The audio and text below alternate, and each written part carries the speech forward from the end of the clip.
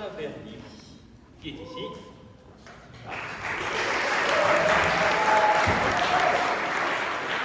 Il s'agit d'une œuvre composée pour un septuor plus récitant, qui nécessite la présence d'un chef d'orchestre, donc il va y avoir du monde sur scène, et je pense que le compositeur est plus indiqué que moi pour vous présenter son œuvre. Donc Thomas, je te laisse la parole. Bonsoir tout le monde. Donc la pièce s'appelle La chèvre et ses trois petits chevreaux. C'est inspiré d'un conte roumain, un peu archaïque, populaire, pour s'imaginer un peu un cadre rural. Bon, on va entendre un petit thème populaire. Donc, on l'a écrit il y a 1 an, sans récitant, mais après je me suis rendu compte que oui, ça manque un peu d'action, si vous voulez. Pourquoi cet instrument? L'histoire l'oblige un peu. On a une flûte, c'est la mère, la chèvre. Ces trois petits chevaux sont les cordes, le tuba, c'est le loup, et la percussion, le remplissage. L'histoire, grosso modo, la mère chèvre qui quitte la maison pour amener de la nourriture, parle avec ses petits chevaux en leur disant n'ouvrez à personne. Voilà, et il y a un petit thème ici musical aussi qui indique le mot de passe pour que quand la mère revient, il ouvre.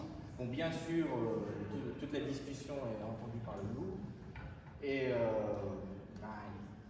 la mère s'en va, le loup vient, il essaye, des fois, réussit, il rentre, il en mange 2, il y en a un qui est bien caché.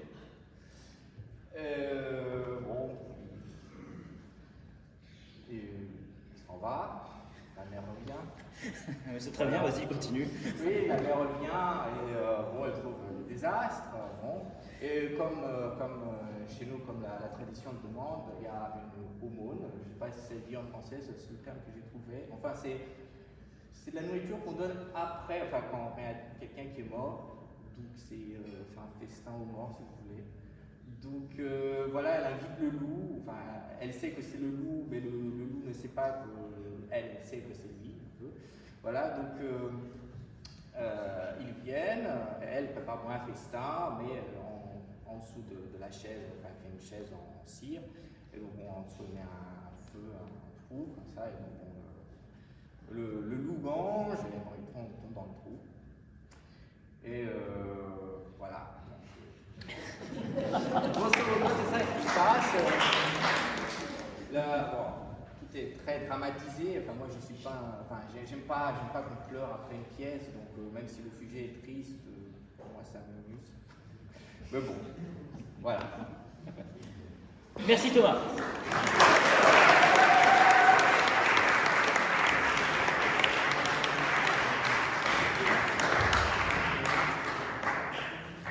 Et j'ai oublié de dire, je remercie à ces charmants collègues instrumentistes pour leur travail, parce que c'est pas rien. Enfin, sans eux, la musique n'existe pas. Donc, je leur remercie beaucoup à chacun.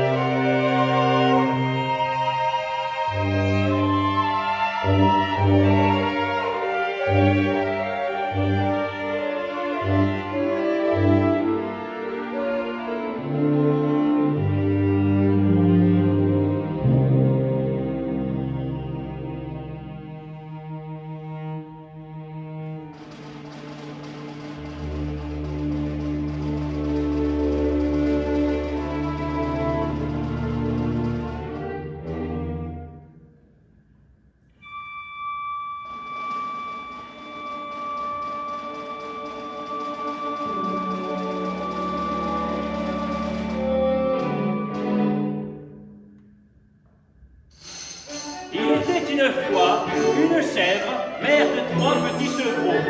L'aîné et le cadet des cabris étaient bien insolents, mais le Benjamin, lui, travailleur, est bien sage. Comme on dit, des 5 doigts de la main, aucun ne se ressemble vraiment. Mais qu'est-ce qu'ils sont agités, ces petits? Voyez comme ils courent un peu partout.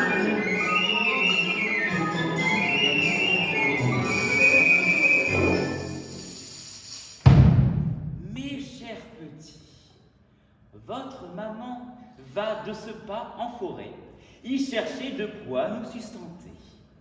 Vous, fermez bien la porte derrière moi et obéissez-vous bien les uns aux autres. Et surtout, n'ouvrez à personne tant que vous n'entendrez pas ma douce voix.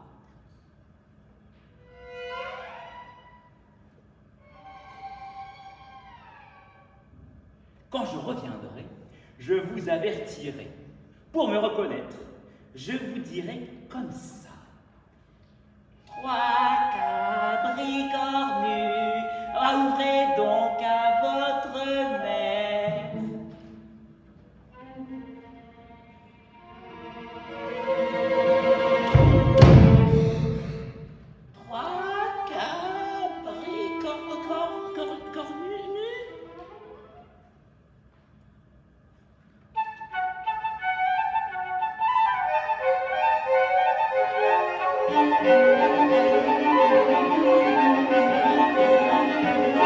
Puis-je avoir confiance en vous?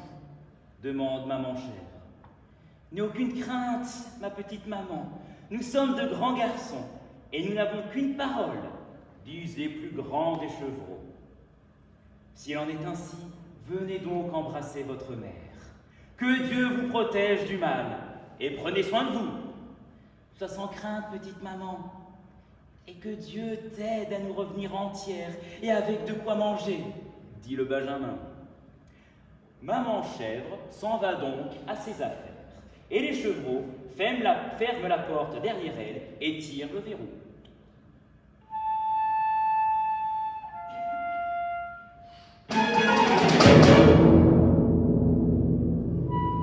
Mais comme disent les anciens, les murs ont des oreilles et les fenêtres des yeux. Un sinistre loup. Et vous savez lequel? Le compère de la chèvre, et qui guette depuis longtemps l'occasion de dévorer ses piquets. Il a collé son oreille au mur de derrière quand la mère parlait à ses petits.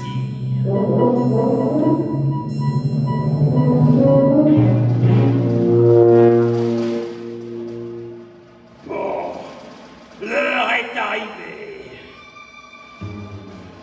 Diable, s'il pouvait m'ouvrir la porte, oh, quel festin ce serait! Oh, je les écorcherais et les étailliperais! Ceci dit, il vient à la porte et dit: 3 cabres cornus, ouvrez donc à votre mère. Allez, vite, ouvrez donc, mes petits, allez, dit le plus grand.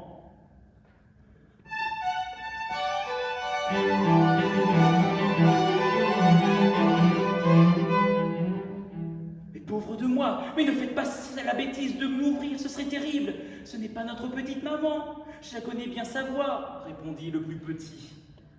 Sa voix n'est ni grave ni enrouée. Elle est bien plus fine et plus belle.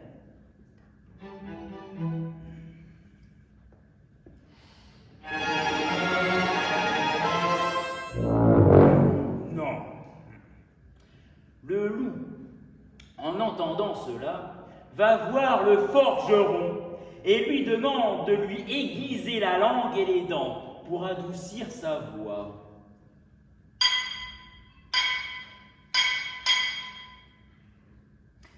Puis il revient.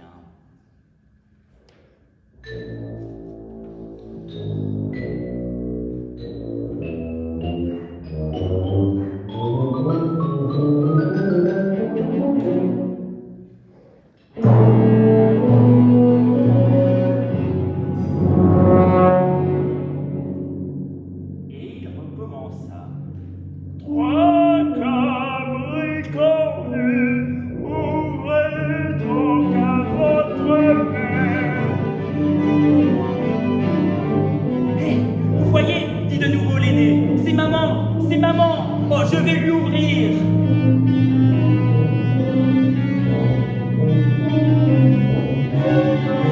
Non, mais les plus petites sont pas d'accord. Faut pas. Mais l'aîné insiste, toujours en disant « Ça suffit, j'ouvre !» Les deux plus petits s'enfuient et se cachent où ils peuvent. Courage, fuyons!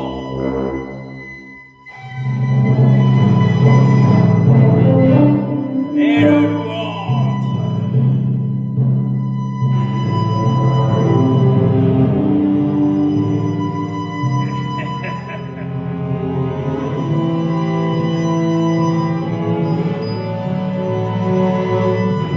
Et ni une, ni deux, hop! Il attrape l'aîné par la gorge, lui coupe la tête et avale d'un coup.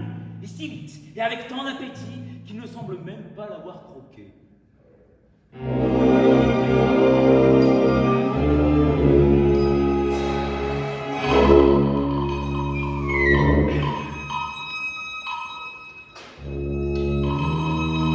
se lèche les babines et commence à fouiller frénétiquement la maison.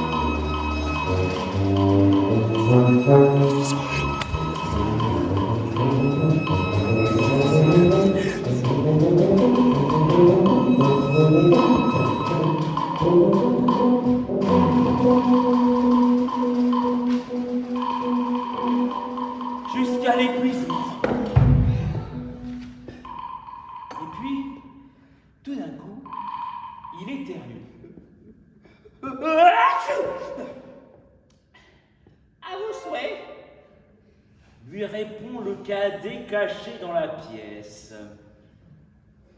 Ah, tu étais donc là, toi, dit le loup. Alors, il attrape le chevreau par les oreilles et l'écorche vif lui aussi.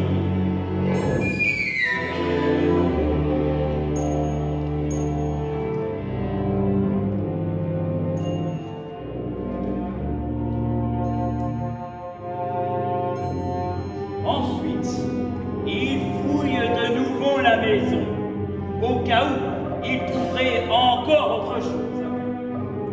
Mais il ne trouve rien, car le sage chevreau fait silence, blotti dans la cheminée.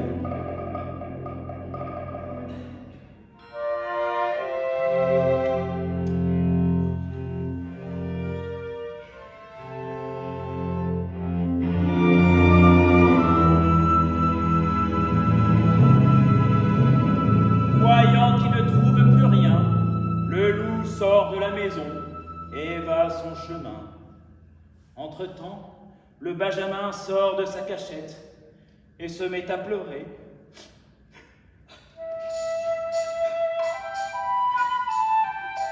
Alors qu'il pleure, voilà la mère qui rentre, haletante, chargée de victuailles.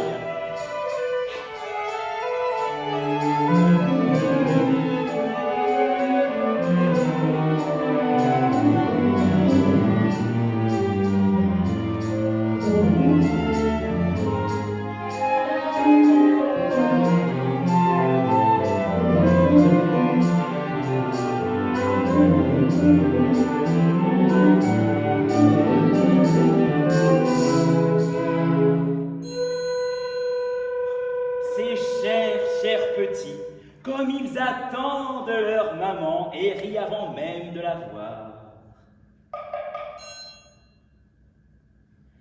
Trois cabris cornus, ouvrez donc à votre mère. Trois cabris cornus.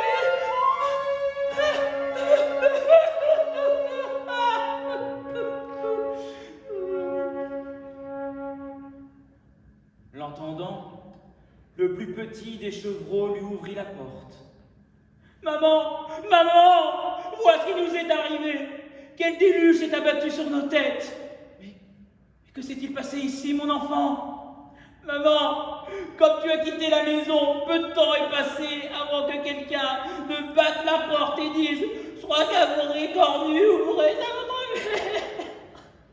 Et notre grand frère, bête et impatient comme tu le connais, hein, il s'est rué sur la porte pour l'ouvrir. Et alors, moi je me suis vite blotti dans la cheminée, et ton cadet, dans le pétrin il était, tandis que ton aîné, comme je te l'ai dit, se jetait sur la porte et retirait le verrou. Et alors, ce fut terrible. Ton ami, le compère Loup, se montra sur le seuil. Qui donc, mon compère, lui, celui qui m'a juré sur sa tête qu'il n'effraierait jamais mes enfants? Ah bah oui, maman, comme tu vois, il les a plus qu'effrayés. Oh, tu vas voir, je vais lui apprendre, moi. Il voit bien que je suis une pauvre veuve et que j'ai des enfants à charge. Il doit en plus détruire notre maison et vous transformer en saucisson. Tout crime crie vengeance. Ceci dit, elle attise le feu et commence à cuisiner. Elle emplit ensuite une fosse de braise et de bols pourris pour que le feu couvre. Puis, elle place un treillis de branchages sur les feuilles au-dessus. Par-dessus le feuillage, elle répand de la terre qu'elle recouvre d'une natte. Puis, elle confectionne un siège en cire, rien que pour le loup. Puis, elle laisse son plat mijoter et va dans le bois chercher son compère et l'inviter à dîner.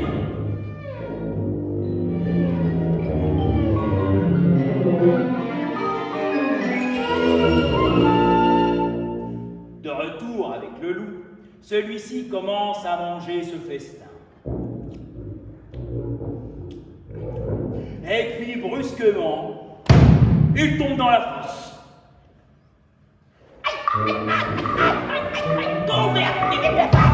Ça fait mal, sors-moi de là, s'il te plaît. Mais la chèvre ne répond, mort pour mort, mon père. Elle se met à lui jeter des pierres.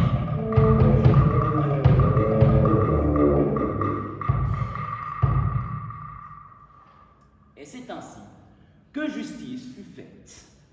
Et les chèvres des alentours, entendant cela, s'en réjouirent bien fort.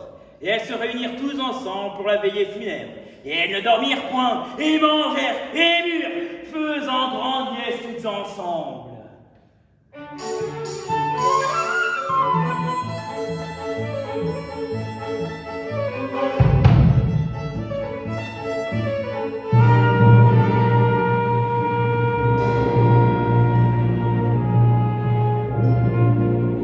Et moi aussi, j'étais là.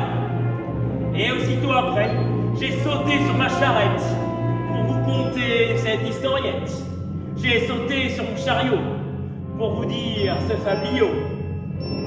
Et j'ai sauté aussi sur un céleri pour vous narrer, bonnes gens, une bien belle menterie.